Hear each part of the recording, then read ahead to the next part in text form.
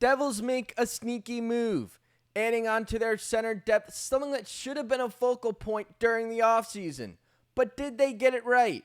Implications here, let's break it down. Welcome to Devils Digest. Glad you're here. Hope you'll be here for the rest of the summer. Hit the subscribe button to talk all things Devils hockey. So Tom Fitzgerald, it was no secret. He wanted to have a good offseason. He wanted to change his team. He told us this team was going to look different. It wasn't good enough. And today, Tom Fitzgerald continues to get to work on things he did earlier in the offseason. Thomas Bordeleau, one-year deal, two-way contract, $775,000.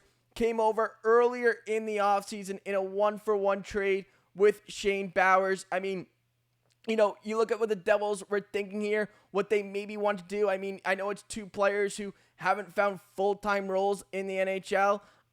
Maybe there's a little bit more upside because you do look, Bordeleau, 2020, second round, Shane Bowers, first round pick back in 2017. We're a little bit more past that. But Bordeleau, second round pick in 2020.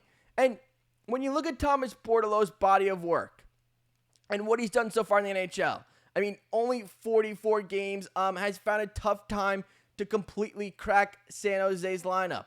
But when you look at what he did in Michigan, point per game player his final year, and that was after his draft year. He looked like a player who, starting to show that upside. Maybe he was a steal in the second round.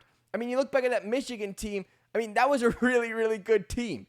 I mean, there are guys like Luke Hughes, Adam Fantilli, Kent Johnston, Owen Power. I can keep going. It was a really stacked team at the end of the day. Point per game player at Michigan, was looking like a player who was probably better than his second round selection. He struggled so far since coming over to the NHL, has struggled to find a full-time role. I mean, he's kind of a player who's been in the lineup one night and then back down in the AHL. San Jose felt like they were okay moving on with him. But, you look at San Jose, they have a ton of young forward talent. I mean, they almost have too much right now. They've made a lot of high draft selections. But when I look at the Devils and how this fits in for New Jersey, acquiring a guy like a Thomas Bordeleau who you hope has some upside, hope has some room to grow. When I look at the Devils, overall centers, top two in the division, you can't compete with Jack Hughes and Nico Hischier. They're the number one top center duo. But when you go on from that and you say, Dawson Mercer's going to play the wing, you're looking right now at Cody Glass and Thomas Bordeleau as your third and fourth line center. Two players who were, higher picks. I mean, obviously Glass looked like, a top 10 pick, and then Bordeleau in the second round, but, hasn't been able to show he's a full-time NHL player.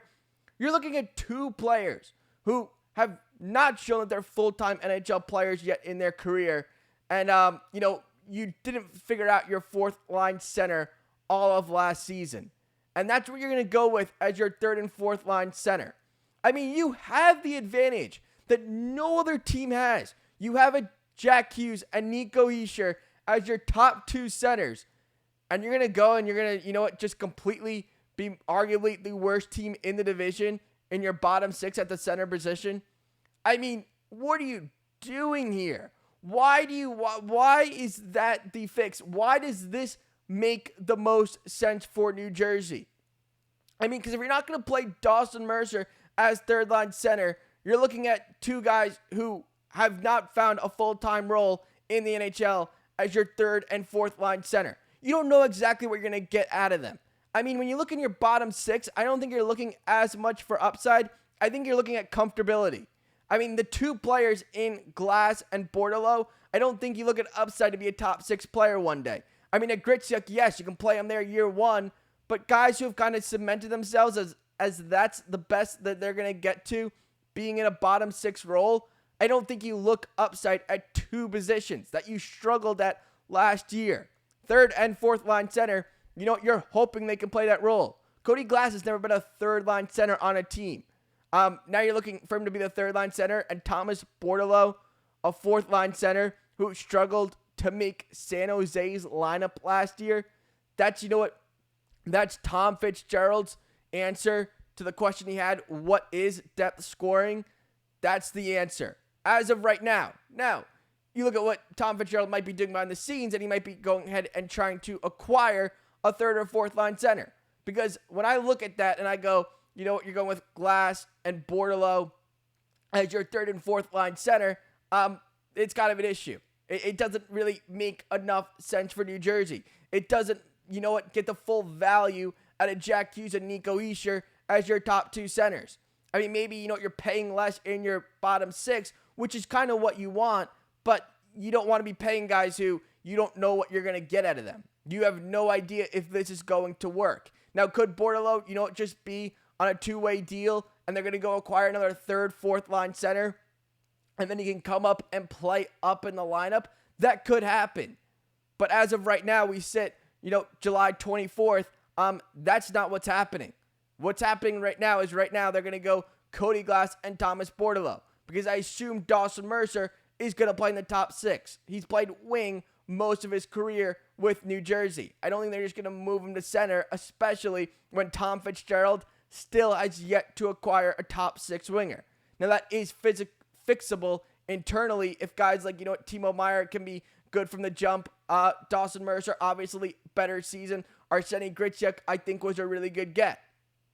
But when you look at this Devils team, this forward group, as a total, as a whole, Cody Glass and Thomas Bordeleau in your bottom six probably doesn't make it anything better. It probably doesn't seem like the Devils fix that need. It seems like they're almost going into something they had last season. The same problem. They never found their fourth line center. They had no problem this offseason moving on from Kurtis Lazar. Kurtis Lazar has shown he can play a fourth line center role. He was really good at it for New Jersey. Obviously, the injuries last season didn't help, but they couldn't have matched Edmonton's contract. I mean, Edmonton seems totally fine. I mean, they have probably the best center duo in the NHL, but they still found a way to get a good fourth line center who's reliable. They still thought that that was a need for them. That was something that they needed to have fixed, worked. I mean, obviously, they moved on from Ryan McLeod in a trade with Buffalo, and they said right back, yeah, we need to go get a fourth line center. We need somebody who's done it before. Well, Kurtis Lazar has done it before. Cody Glass feels more like a fourth line center. Thomas Bordeleau, I mean, he hasn't found a roster spot yet, a full-time spot. I mean, he definitely had upside coming out of college, but he was a second-round pick. So maybe it's kind of, you know what, faded. I mean, as of right now, that's what the Devils are looking at going into next season. They still need, you know what, I still think that they need to go out and find, you know, a legitimate third-line center, and then maybe Cody Glass is the fourth, and then you have Thomas Bordeleau, who can switch back and forth when, you know, you have injuries or need to put him into the lineup. Then maybe it makes a little bit more sense. But right now, I mean, Tom Fitzgerald, I don't know what the plan is here with, you know, your third, fourth line center and your top six winger position. Let me know in the comments, what do you think of this signing? Do you like it? Do you think Tom Fitzgerald needs to go ahead and be a little bit more aggressive? Do we need extra? Let me know down in the comments, and I'll see you guys all really soon.